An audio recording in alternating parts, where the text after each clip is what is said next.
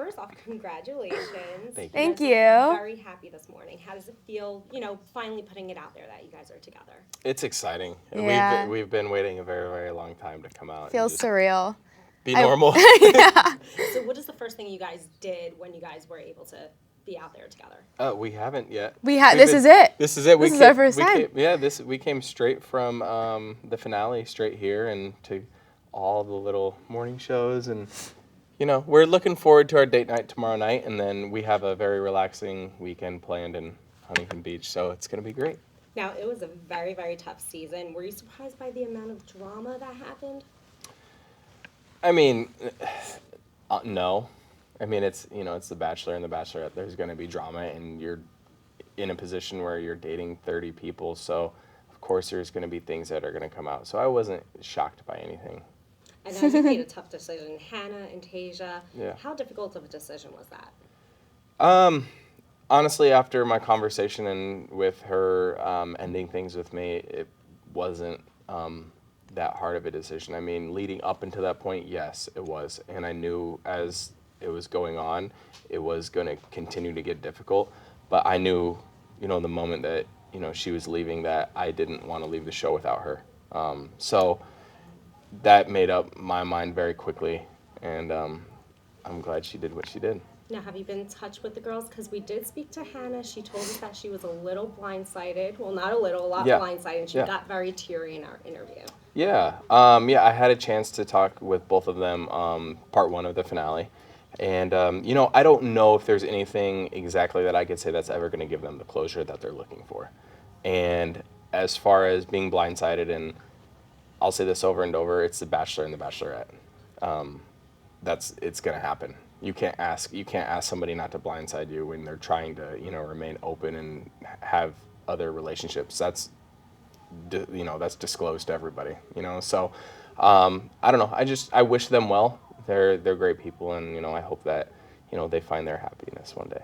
So what is it about this special lady that actually made you seal it and lock it in and go chasing after her? I think it's just realizing how incredible and how special she was in Singapore. And really for me, just figuring out what's the best fit, and seeing all of our similarities. Like, we are very, very similar in a lot of great ways. They always say opposites attract, but I don't think that's really the case for us. That doesn't really apply to our relationship. I think it's important to be similar to someone. Similar, so yeah. Our morals, along. our values, our beliefs, they really line up. We're active people, but she's a sweetheart. She is one of the kindest souls, and it might not have shown there, but whenever I was with her, I just felt loved. I really did. It was just a feeling that I had, and we're happily in love now, and I'm very, very excited to be with her. Well, how amazing is it? He fought for you. Was the knock heard around the world on that door? What were you going through during that time? When he was knocking on my door? When he came back? I've broken up with people before, and I think every time I've felt a sense of relief afterwards. But breaking up with Colton, it was obviously emotional and confusing. And there was some sense of regret. I did not sleep well that night, and then the whole next day I was just missing him so much. And so when he knocked on my door, I was so excited to see him. And for some reason, I don't know, I didn't really look surprised at all. And I think when I heard the knock, I was like, it must be Colton back here. I was really happy. You just had that gut feeling. Yeah, I don't know what it was, honestly. And now your father came down, met up with you. Was that the decision? Was that what really influenced you to leave? No, I think that my mind was kind of made up before that, because I knew I wasn't going to be able to get to an engagement in 2 weeks that we were given. And so I was already thinking that way, but my dad coming was just kind of a sounding board for me to talk to. And obviously he supports me, and I respect his opinions and everything, but that was my decision. That wasn't my dad's. And how are things now between you guys? Because I know you're going to have to go back and ask him for a second time around. Yeah. I think that's one thing that also people don't realize is it was nothing. I didn't take it personal. You know, him not giving his blessing was not something I took personal, and it wasn't a shot at me. You know, we had a great conversation, and I understand it was just one conversation. And I respect him as a father. I respect him as a man. So our relationship since then, you know, we've watched some episodes together. I've gotten the opportunity to hang out with her family. So we're continuing to get to know each other. And I mean, not that I have a ton to prove, but, you know, we're continuing to prove, you know, our love for each other and really see where we can take our relationship in the real world.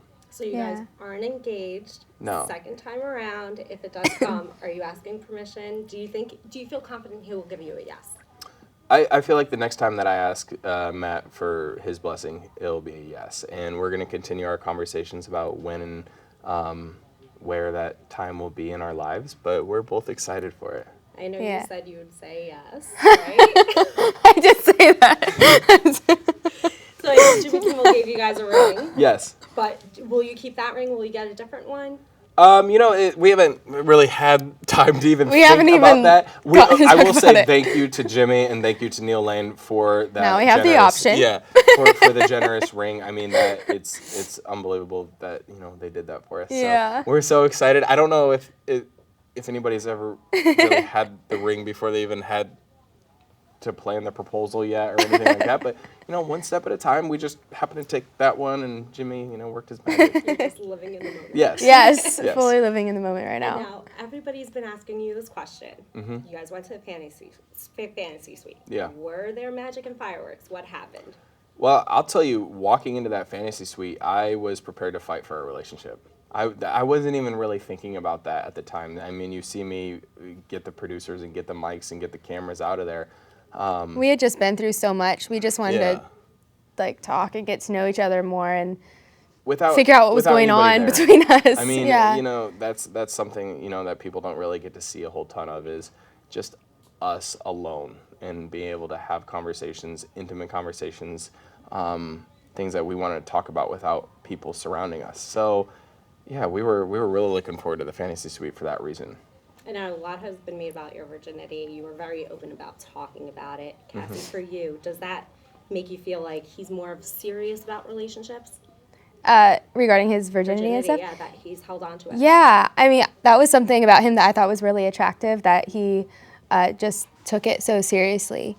Like, I grew up taking that very seriously too, intimacy, and so, yeah, I was very proud of him, and I think it really showed the kind of man that he is. And I give you props for talking about it. Everyone's going to keep asking you. Yeah. You're going to stay tight-lipped about it. Yeah, I mean, like she said, I mean, I have been very open and very candid about it, and it has been something for me that has been a choice of mine, and for me to remain a virgin. So, as in regards to that status, that's between us now, and that's our sort of our private relationship. That's how it should be.